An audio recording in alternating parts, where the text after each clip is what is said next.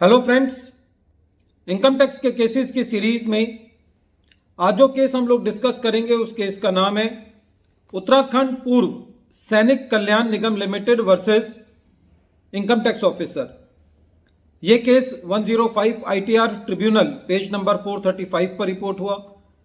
Matter Dehradun की आईटीआईटी की circuit bench ने डिसाइड किया और इस केस का जजमेंट 23 जून 2023 को आया। यह केस असेसमेंट ईयर 14-15 का है। उस साल की बिलेटेड रिटर्न का जो पीरियड था वो 31 मार्च 2016 था। अब जो रिवाइज्ड रिटर्न या जो बिलेटेड रिटर्न है उनका पीरियड कम करके बहुत कम कर दिया गया है, लेकिन असेसमेंट ईयर 2014-15 का जो बिलेटेड रिटर्न का पीरियड था वो 31 मार्च 2016 था। असेसी अपनी रिटर्न नॉर्मल टाइम पर फाइल नहीं कर पाया। असेसी ने अपनी रिटर्न 6 अक्टूबर 2015 को फाइल करी, लेकिन असेसी के बिलेटेड रिटर्न फाइल करने से पहले ही असेसिंग ऑफिसर ने असेसी को 22 जनवरी 2015 को सेक्शन 148 का नोटिस इशू कर दिया और असेसी का 5 करोड़ रुपए का एडिशन हुआ।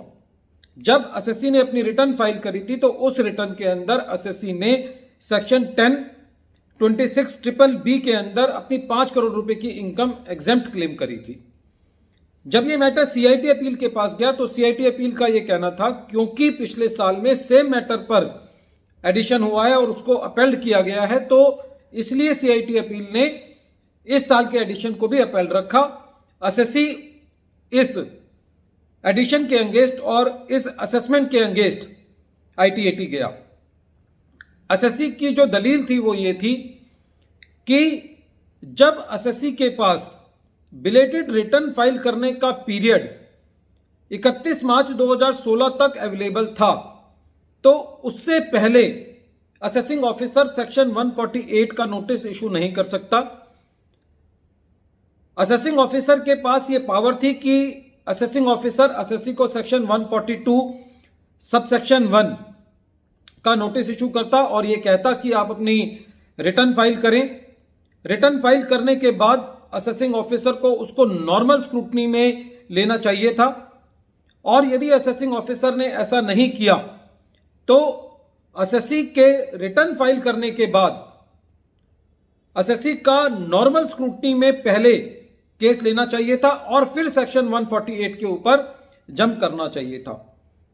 यदि एक बार नॉर्मल स्क्रूटनी के पीरियड का यदि टाइम निकल जाता है और फिर डिपार्टमेंट के पास रीजन टू बिलीव होते हैं कि असेसी की इनकम एस्केप की है, तो उस केस में सेक्शन 148 का नोटिस इशू किया जा सकता है। लेकिन यदि नॉर्मल स्क्रूटनी का टाइम अभी बचा हुआ है तो असेसी को सेक्शन 148 का नोटिस इशू नहीं किया जा सकता।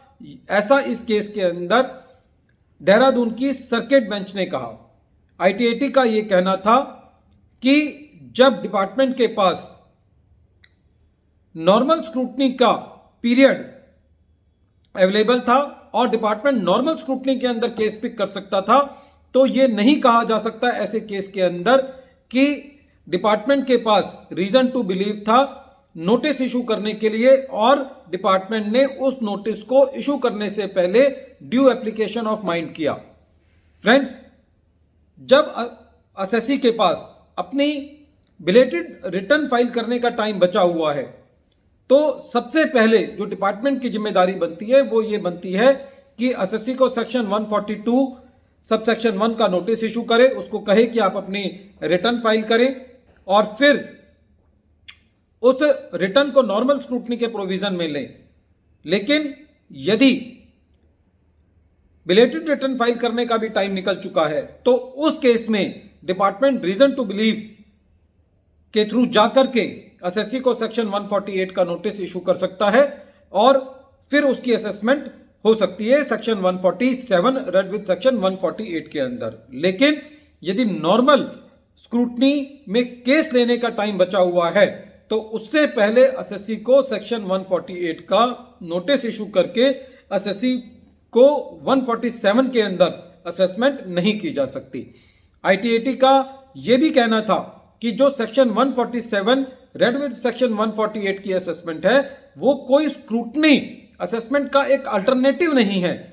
जो सेक्शन 147 की असेसमेंट है उसकी एक अलग तहजीब है, उसका एक अलग मैनरिज्म है कि यदि डिपार्टमेंट को लगता है कि असेसी ने की इनकम असेस होने से रह गई है, एस्केप हो गई है, तो उसी केस के अंदर असेसी की सेक्शन 147 रेड विद सेक्शन 148 के अंदर असेसमेंट की जा सकती है।